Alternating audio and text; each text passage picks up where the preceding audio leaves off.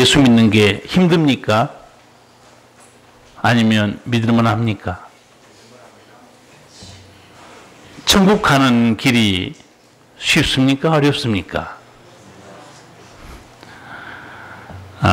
사도 바울은 이 사도행전에서 이렇게 말씀했습니다. 우리가 하나님 나라에 들어가려면 많은 환난을 겪어야 할 것이라. 그럴 거예요. 왜냐하면 천국 가기까지 이겨야 될 고난, 그리고 극복해야 될 시험이 참으로 많습니다. 누가 끝까지 승리하는가? 영생의 보화를 발견한 성도, 예수님을 만난 성도는, 한마디로 성령 받은 성도는 결코 중간에 탈락되지 않습니다. 천국 가는 길이 얼마나 어려운 길인가? 그러나 그 천국은 얼마나 복된 곳인가? 그걸 책으로 쓴 사람이 있습니다. 존 버년이라는 사람이 세계적인 고전, 신앙 고전, 베스트셀러 철로 역정 책을 썼어요. 원래 제목은 이승으로부터 저승에 이르는 순례자의 여행기, 그런 책 제목이에요. 장망성을 떠나 천성을 향해 가는 순례기입니다. 천성은 알겠죠? 장망성은 뭡니까? 장망성, 한문으로 보면 장차 망할 도성이란 뜻입니다. 이 세상은 장차 망할 도성이다. 그래서 천성에 가는 길, 그 쉽지 않은 길인데, 존 버년은 이걸 꿈 얘기를 시작하면서 천국에 가는 얘기를 해요. 정말 이 책은 천국 가고 싶은 사람들이 어떤 역경과 고난을 극복해야 되는가 보여주기 때문에 한번 읽으시면 좋을 거예요. 이 서두가 이렇게 시작합니다. 저는 꿈에 한 사람을 보았습니다.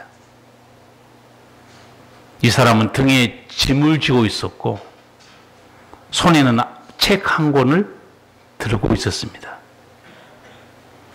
이 사람은 책을 읽어가면서 울며 몸을 떨더니 견디다 못해 슬프게 통곡했습니다. 나는 어쩌면 좋아. 참다 못한 이 사람이 자기 아내와 자식들에게 말하기 시작했습니다.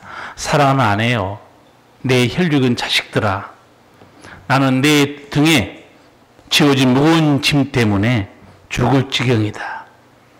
그뿐 아니라 머지않아 하늘에서 불이 쏟아져 내려와 우리가 살고 있는 이 도시는 잿더미가 되리라는 확실한 정보를 입수했어. 그날이 오면 나 자신은 물론 당신도 아이들도 다 죽고 말 거야. 우리 모든 식구가 몰살당하기 전에 우리끼리만이라도 구원을 받으려면 도망을 가야 돼. 근데 도망갈 수 있는 방법은 나는 잘 아직 발견을 못하고 있다. 여기까지 말을 듣고 나니까 식구들이 충격받았어요. 아버지의 말을 믿어서 충격받은 게 아니고, 아버지가 어떻게 저렇게 갑자기 미쳐버렸을까? 그래서 아버지를 식구들이 거칠게 대했어요. 아니면 또 무시하기도 하고 야단도 쳤어요. 그러면 아버지가 좀 정신을 차릴까? 전혀 효과가 없었습니다. 식구들이 이 아버지 말을 믿지 않고 듣지도 않자 이 사람은 그 책을 계속 읽으면서 어떻게 하면 내가 구원을 받을 수 있을까? 그리고 울부짖었어요. 결국 결심합니다. 장망성을 떠나자. 천성을 향해 가야 된다. 그래서 이 사람이 속세를 떠나자마자 거기 전도사 한 사람을 만납니다. 전도사가 어떤 사람인지 아시죠? 이 전도사는 천당의 기쁜 소식을 말해주면서 장차 망할 속세로부터 하늘나라로 가는 방법을 가르쳐 줍니다. 아, 이게 내가 사는 길이구나. 그리고 집을 멀리 떠나기 시작했어요. 식구들이, 아내와 자식들이 이걸 보더니 아빠 집으로 돌아오세요 막 소리치는 거예요. 근데 이 사람은 귀를 막고 계속 뛰기 시작했어요. 그리고 소리를 질렀어요. 생명, 영원한 생명. 나는 영원한 생명을 얻어야 돼. 뒤로 돌아보지도 않고 천성을 향해서 달리기 시작했습니다. 철로 역정의 서두예요. 중간도 안 갔어요. 어떻습니까? 흥미진진한 꿈 얘기 같습니까? 존 버녀는 이 장차 망할 세상을 떠나서 천성으로 들어가야 산다. 여러분 궁금하시면 이 책을 사서 읽어보시기 바랍니다. 오늘은 제가 서두만 말씀드렸어요. 소설이지만 새겨야 드려야 될 메시지가 있죠? 뭡니까? 죽음의 자리를 떠나라 메시지입니다. 장차 망할 이 세상에 들러붙어가지고 여기가 좋사오니 세상 것 즐기고 정신 못 차리면 당신은 죽는다는 거예요. 죽음의 자리에 안주하면 죽습니다. 성도들이 누군가? 성도들은 하나님께서 이 죽음의 자리, 죄악의 자리를 떠나게 만드셔서 구원받은 사람들의 성도예요. 그런데 우리 힘으로 죽음의 자리, 죄악에서 떠난 사람은 한 명도 없습니다. 우리는 다 거기 들러붙어가지고 절대 세상의 자리에서 안 나오려고 그래요. 사실은 그게 죽음의 자리입니다. 심판의 자리예요. 하나님이 강권적인 힘으로 여러분을, 저를 끌어낸 겁니다. 제가 말씀드린 대로 누구든지 이 인간, 어떤 인간이든지 하나님을 안 믿는 게 아니라 못 믿게 돼 있어요. 인간은 하나님을 못 믿게 돼 있다고 그랬어요. 왜 인간은 하나님을 못 믿게 돼 있는가? 자기 영혼이 죽어 있습니다. 하나님 존재를 몰라요. 하나님 음성을 못 듣습니다. 하나님이 존재를 모르고 하나님의 음성을 듣지 못하는데 어떻게 구원받습니까? 더구나 죄에 매여 있습니다. 마귀의 손아귀에 붙잡혀 있어요.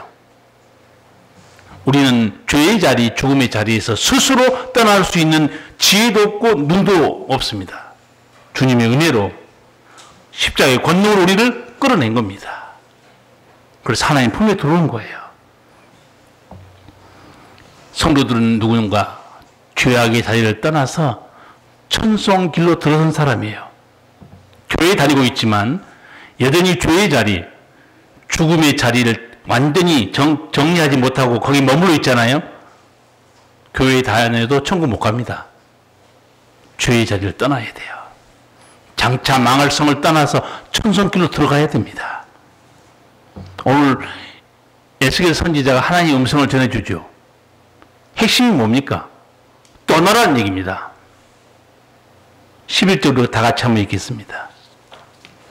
주 여호와의 말씀에 나의 삶을 두고 맹세하노니 나는 악인의 죽는 것을 기뻐하지 아니하고 악인이 그 길에서 돌이켜 떠나서 사는 것을 기뻐하노라. 이스라엘 족속아 돌이키고 돌이키라. 너희 악한 길에서 떠나라. 어찌 죽고자 하느냐 하셨다 하라. 아멘. 너희가 사는 길은 죄의 자리에서 떠나는 것이라는 거예요. 여러분, 이 방송에도 보면 마땅히 이 사형 판결을 받을 그 죄를 범한 사람 굉장히 요새 방송에 많이 나옵니다. 세상 법정에서도 반인륜적인 범죄한 인간에게 사형 선고를 해요. 판사가 이 선고하는 내용들이 다 있습니다. 그 중에 제가 한 가지만 읽어드릴게요. 피고인의 스스로 인간이기를 포기한 반인륜적인 범죄로 인해 고민 끝에 사형을 선고한다.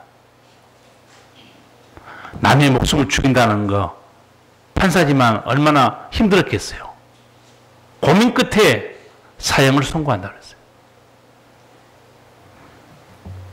스스로 인간이기를 포기한 반인륜적인 범죄, 세상 법에서도 사형으로 선고합니다.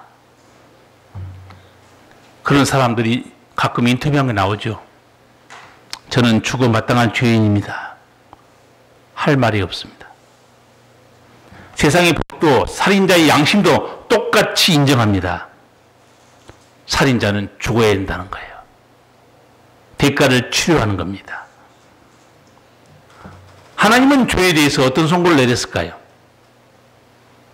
에덴 동산에서 아담과 하와가 범죄한 후에 하나님 내린 선고가 뭐였습니까? 너는 흙이니 흙으로 돌아갈 것이니라. 참 가슴 아픈 선고죠. 하나님의 아름다운 형상대로 창조된 인간인데 너는 흙이니 흙으로 돌아갈 것이니라. 선악을 알게 한 나무 열매를 먹으면 뱀이 뭐라고 유혹했어요? 하나님처럼 될 것이다.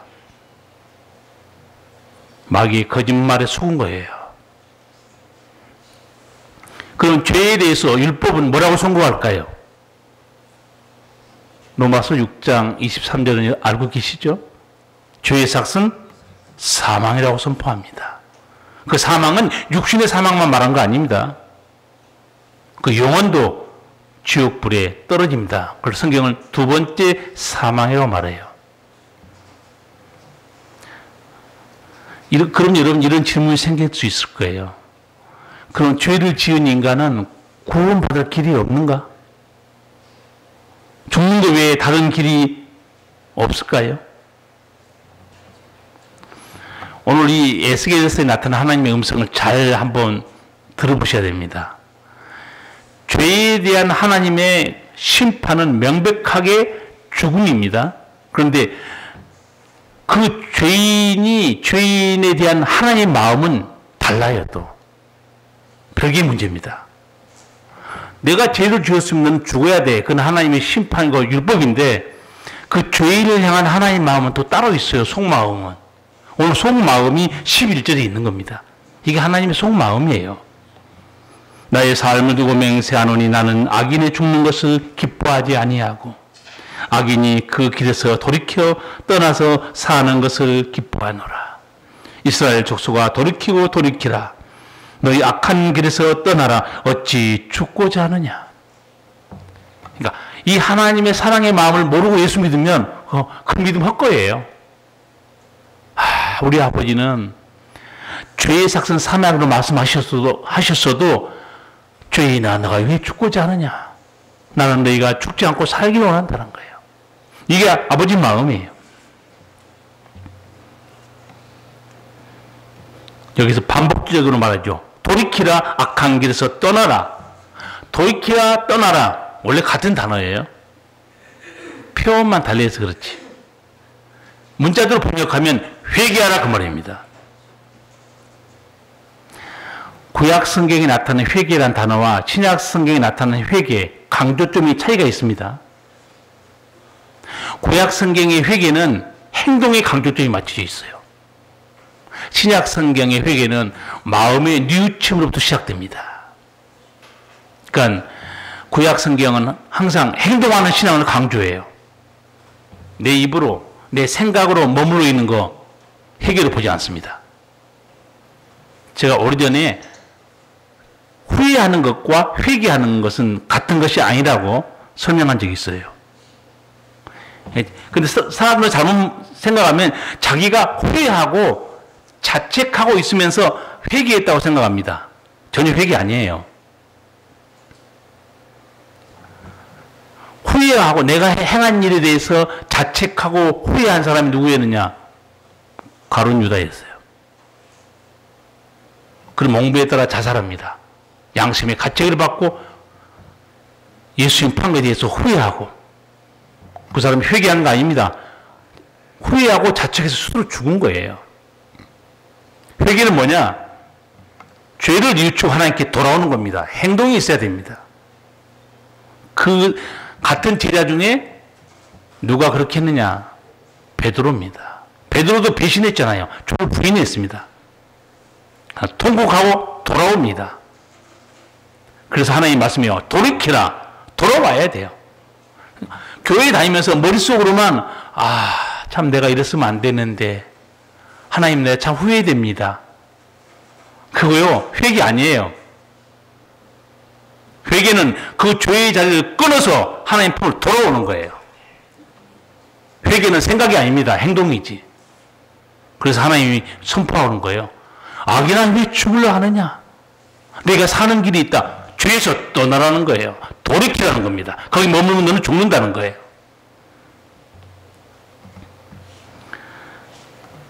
하나님께서 아브라함에게도 똑같이 말합니다. 아브라함이 하나님이 뭐라고 말씀합니까? 떠나라 그래요. 이 떠남에 하나님의 은총이 숨겨져 있습니다. 떠나라. 창세기 12장 보면 하나님께서 아브라함에게 떠나라 그러죠. 여호와께서 아브라함에게 이르시되 너는 너의 본토 친척 아비의 집을 떠나 내가 네게 지시할 땅으로 가라. 내가 너로 큰 민족을 이루고 네게 복을 주어 네 이름을 창대케 하리니 너는 복의 근원이 될지라. 아브라함에게 있어서 본토 친척 아비의 집은 안전한 곳입니다. 먹고 살기에 걱정이 없는 곳이에요. 미래가 보장되는 곳입니다. 그런데 하나님께서는 이 안락한 삶의 터전을 떠나라고 말해요. 아브라함은 그 본토 친척 아비의 집을 떠나면 지금까지 가지고 있던 모든 걸 잃어버릴 수 있어요. 지금 말하면 기득권을 다 상실합니다. 그리고 두려움만 남을 수 있어요. 그런데 왜 아브라함에게 하나님이 떠나라고 했을까요? 그렇게 아브라함에게는 먹고 살만한 안정된 땅이었는데 하나님이 보시기에 그 땅은 우상의 땅이었습니다. 죄악의 땅이에요. 죽음의 땅입니다. 그래서 떠나라고 한 거예요. 하나님께서 여러분에게 죄악의 자리에서 떠나라 할 때는요, 죽지 않기 위해서 그런 겁니다. 안락한 자리를 떠나라. 그런데 떠나라고 말씀하신 하나님은 더 좋은 걸 준비하고 계세요. 두려워할 건 없습니다. 오늘 창세기 또 하나님이 떠나라고 말한 후에 이렇게 약속합니다. 내가 너로 큰 민족을 이루고 내게 복을 주어서 네 이름을 창대케 하리니 너는 복의 근원이 될지라. 하나님은 더 좋은 걸 예비하고 계세요. 하나님께서 다 생각이 있습니다. 그래서 떠나라고 한 거예요. 오늘날도 하나님께서 죄악의 자리, 죽음의 자리에 안주하고 행복하며 살아가는 사람들에게 말합니다. 떠나라. 그건 죽음의 자리다. 죄와 죽음의 자리에서 생명의 자리로 하나님이 부르신 겁니다. 저주의 자리에서 은총의 자리로 부르신 거예요. 고통과 슬픔의 자리에서 영원한 기쁨의 자리로 부르신 겁니다. 죄의 자리, 죽음의 자리에서 떠나라 할 때 하나님의 말씀을 듣고 떠나는 사람, 복된 사람이에요. 여러분, 삶에는 타이밍이 있습니다. 시간을 놓쳐버리면 다 망쳐버려요. 저는 우리 이게 시골에 있으면서 농사 짓는 거 보고 타이밍이 이렇게 중요한 걸 옥수수에서 봐서, 옥수수에서 깨달아서 옥수수. 옥수수 맛있죠? 조금 빨리 따면 어떻습니까? 덜 익어서 맛없죠. 조금 늦게 따면 어떻습니까? 딱딱해서 맛없죠. 이 곡식이 이렇게 타이밍이 필요한 거구나, 곡식도. 구원도 마찬가지입니다. 타이밍이 있어요. 그 떠날 기회를 놓쳐버려서 멸망당한 사건이 창세기 19장에 있습니다. 그게 무슨 사건이냐? 소돔과 고모라에 벌어진 일이에요. 하나님께서는 이 죄악의 땅, 동성연애부터 온갖 죄악이 가득 찬 소돔과 고모라를 유황불로 멸망하기로 작정합니다. 그런데 사람들은 아무도 몰라요. 제가 말씀드렸죠. 모든 일은 위에서 결정한다고. 위에 하나님이 결정하십니다. 그 천사들이 방문하죠. 하나님은 악인을 의인과 함께 죽이지 않습니다. 의인을 반드시 불러냅니다. 그래서 천사들이 롯의 가정을 찾아와서 말하죠. 롯에게 이르되 이 외에 네게 속한 자가 또 있느냐? 네 사이나 자녀나 성 중에 네게 속한 자들을 다 성 밖으로 이끌어내라. 그 롯이 이 하나님의 심판을 듣고 다급하게 자기 딸들에게 사이들에게 얘기합니다. 이곳을 떠나자고. 빨리 떠나야 된다는 거예요. 롯이 나가서 그 딸들과 정혼한 사이들에게 고하여 이르되 여호와께서 이 성을 멸하실 터이니 너희는 일어나 이곳에서 떠나라. 그 사이들이 농담으로 여겼더라. 사이들이 농담으로 여겨요. 지금 하나님이 천사를 통해서 소돔 고모라 떠나라고 그러죠. 소돔과 고모라가 어떤 땅입니까? 죄악의 땅입니다. 유황불로 멸망당할 땅이에요. 그래서 하나님이 떠나라는 겁니다. 거기 있으면 죽는다는 거예요. 사실 빨리 떠나야죠. 근데 사이들이 어떻게 생각합니까? 농담으로 생각한 겁니다. 장인 어르신 이렇게 청천 하늘에 무슨 벼락이 떨어지겠습니까? 무슨 하늘에서 유황불이 떨어집니까? 천사에게 무슨 말을 들은 모양인데 그게 믿을 만한 일입니까? 아마 그렇게 농담했을 것 같아요.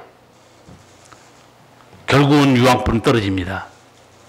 도시는 불탔어요. 저는 한 가지 궁금한 게 있어요. 이 장면에서. 롯의 사이들 불에 타 죽었습니다. 그들이 불에 타 죽으면서 어떻게 생각했을까요? 장인이 자기에게 했던 말을 어떻게 생각할까요? 그러나 늦었습니다. 기회를 놓친 거예요. 떠날 때는 떠나야 돼요. 타이밍이 다 있어요. 예수님께서 천국 복음을 전했잖아요. 이상하게 유대인들은 비웃고 믿지 않았는데 오히려 창녀나 세리나 천한 사람들, 병든 사람들, 귀신 들린 사람은 주님의 은총을 체험하고 믿기 시작했어요. 이방인들도 믿었습니다. 믿지 않은 유대인들 보고 예수님이 하신 말씀이 있어요. 굉장히 무서운 말씀입니다. 마태복음 8장에 보면 또 너희에게 이르노니 동서로부터 많은 사람이 이르러 아브라함과 이삭과 야곱과 함께 천국에 앉으려니와 나라의 본 자손들은 바깥 어두운 데 쫓겨나 거기서 울며 이를 갈미 있으리라. 지옥에 떨어진 사람들 모습을 예수님이 두 가지로 말합니다. 울며, 첫째는 울며, 두 번째는 이를 갈게 될 것이다. 우리가 늘상 했던 말이 있죠. 죽으면 그만이야. 죽었는데 뭐가 있니? 근데 성경에는요, 죽은 다음에도 인간이 후회하는 장면이 나옵니다. 죽어 없어진 게 아니죠. 사람이 죽어 없어지면 후회가 어디 있습니까?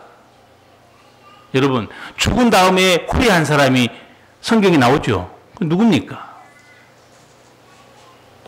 예수님의 말씀 중에 거지 나사로와 부자가 죽었다고 그랬죠.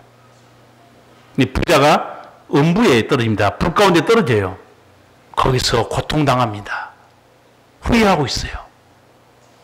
여러분, 사람이 죽어서도 후회한다는 거 놀라운 일이에요. 죽음으로 모든 게 끝난 게 아닙니다. 예수님께서 지옥에 떨어진 자들이 울며 이를 갈미 있으리라 말합니다. 왜 울까요? 운다는 것은 후회하는 겁니다. 내가 왜 예수를 믿지 않았던 거? 왜 내가 생명의 구원의 말씀을 그렇게 우습게 생각했던 거? 그래서 우는 거예요. 운 정도가 아니고 통곡하는 거죠. 후회하면서. 또 하나, 예수님께서 지옥에 떨어진 자들이 이를 간다고 그랬습니까? 왜 이를 갈까요? 그 불의 고통이 너무 견딜 수 없어서 이를 가는 겁니다. 예수님께서 직접 지옥의 고통을 제자들에게 설명한 적이 있습니다. 지옥에서는 그들을 파먹을 구더기도 죽지 않고 불도 꺼지지 않는다. 모든 사람이 다 소금에 절이듯 불에 절여질 것이다. 여러분, 생선 절인 거 봤죠? 소금 뿌려가지고 사람이 불로 절인다는 게 얼마나 끔찍하고 무섭습니까?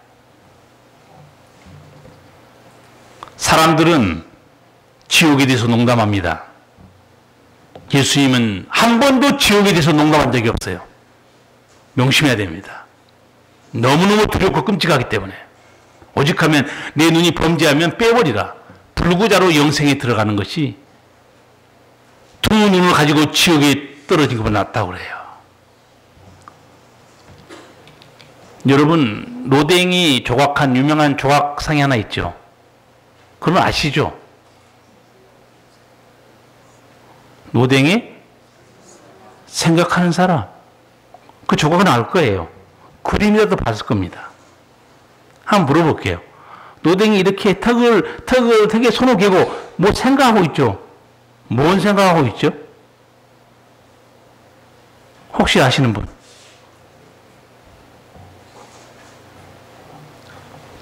뭔 생각하고 있는지 제가 알려드릴게요. 노댕이 이 작품은 지옥문이라는 조각, 노댕이 이게 한 30년이 걸쳐서 한 작품이라고 그래요. 높이가 6m예요. 그 지옥문의 작품 중에 한 작품이 생각하는 사람이에요. 그럼 노댕이는 왜 이 작품을 만들었는가? 노댕이 단테라는 사람이 쓴 신곡이라는 책이 있어요. 거기에 성경처럼 지옥의 천국에 대한 내용이 다 들어있습니다. 그래서 단테가 이 책을 읽고 지옥에서 고통을 당하는 이 사람들을 어떻게 내가 표현할까 고민했던 작품입니다. 그래서 생각하는 사람은 이 조각상을 만든 거예요.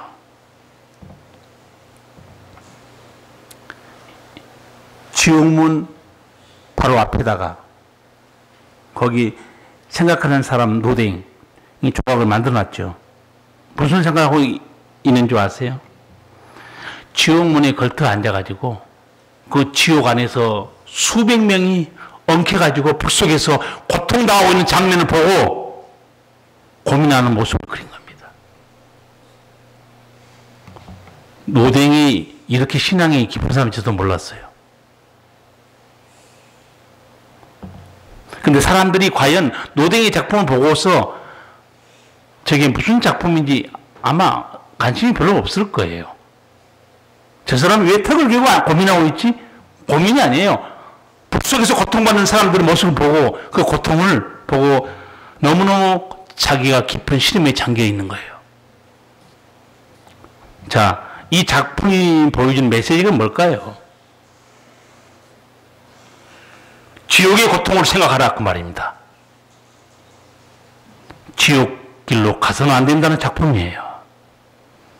제가 이 작품을 딱 설명을 보면서 예수님의 천국과 지옥의 설교를 눈에 보이게 만든 설교 작품이 바로 생각하는 사람입니다.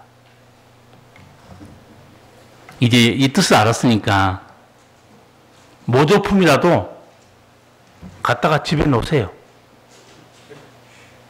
관심이 없습니까? 아니면 그림이라도 하나 어디 인터넷에서 다운받아가지고 그림이라도 책상 앞에 갖다 놓으세요. 모르는 사람이 여러분에게 물을 수 있습니다. 이게 뭐요? 그럼 여러분 깜짝 놀랄 복음을 전하면 됩니다. 지옥의 고통을 생각하는 작품이다. 뭐 그런 뜻이 있었어요 여기? 설명해 주기 바랍니다. 죽음의 길, 죄악의 자리에 떠날 때는 미련이 없어야 돼요. 과감하게 결정해야 됩니다. 그 미련 때문에 결국 또 죽은 사람이 누구냐? 노새처입니다. 예수님이 종말을 설교하시면서 두 가지 예를 든 적이 있어요. 이렇게 말합니다. 노아의 때를 생각하라. 그리고 노새처를 생각하라. 그렇게 말해요. 왜 노아의 때를 생각하라고 그렇게 했어요? 노아 홍수 심판 때 왜 노아 식구만 구원을 얻었는지 생각하라. 또 하나, 왜 노새 가정이 다 피해서 살 수 있었는데 노새처만 죽었는지 생각해 보라는 거예요. 여러분, 죄악의 자리에 떠나지 못하고 미련 때문에 머뭇거리잖아요. 죽습니다. 그래서 예수님이 노아의 때를 생각하라, 노새처를 생각하라 하면서 하신 설교가 있어요. 무릇 자기 목숨을 보존하는 자는 잃을 것이요 잃는 자는 살리라. 자기 목숨이 뭡니까? 땅의 목숨이요, 세상 것이에요. 그거 붙들고 사는 자는 죽을 것이요 그 자리를 떠나서 내게 오는 자는 살게 될 것이다. 뒤를 돌아보지 말고 미련 없이 탁 떠났어야 돼요. 그러면 노새처도 안 죽었습니다. 여러분, 아직도 미련 때문에 세상에 붙들려 있는 혹시 그런 일들이 있습니까? 과감하게 떠나야 돼요. 죄악의 자리를 떠나지 않으면 죽게 되어 있습니다. 하나님께서 아브라함에게 본토 친척 아비의 집을 떠나라. 다 하나님 뜻이 있습니다. 그건 죽음의 땅이기 때문에. 예수님이 친히 교회를 세웠죠. 교회는 건물이 아닙니다. 구원받는 무리가 모인 곳이 교회예요. 예수님이 우리를 세상 가운데서 택해서 세상을 떠나게 만들어준 겁니다. 생명의 아버지 품으로 들어왔어요. 예수 믿는 사람들은 다시는 불신앙의 자리, 죽음의 자리로 떨어지면 안 됩니다. 이제 달력 딱 한 장 남았죠. 2019년. 여러분이 어디에 서 있었는가 한 세 가지만 질문할게요. 잘 생각하고 속으로 답변하기 바랍니다.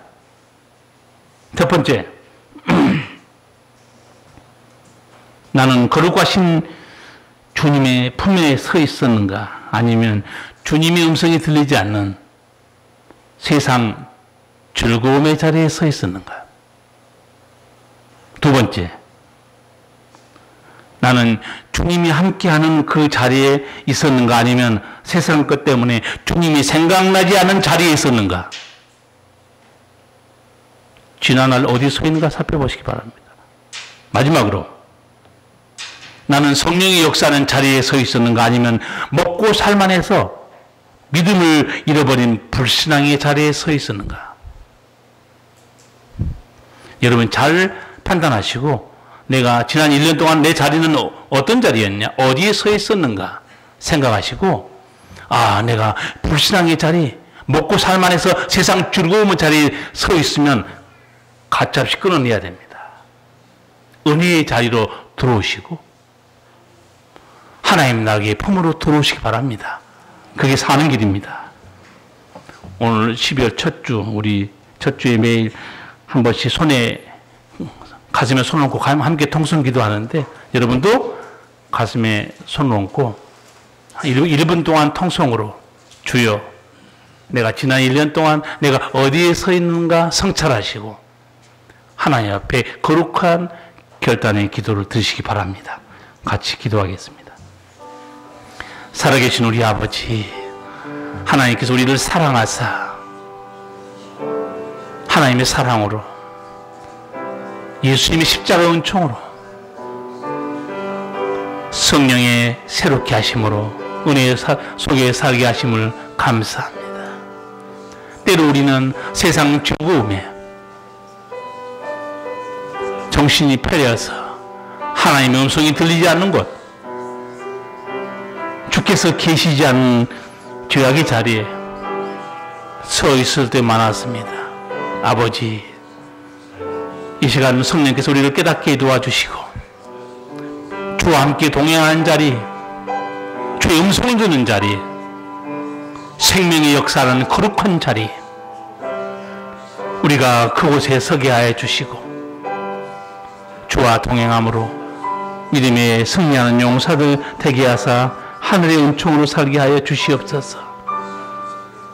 예수님 이름으로 기도하옵나이다. 아멘.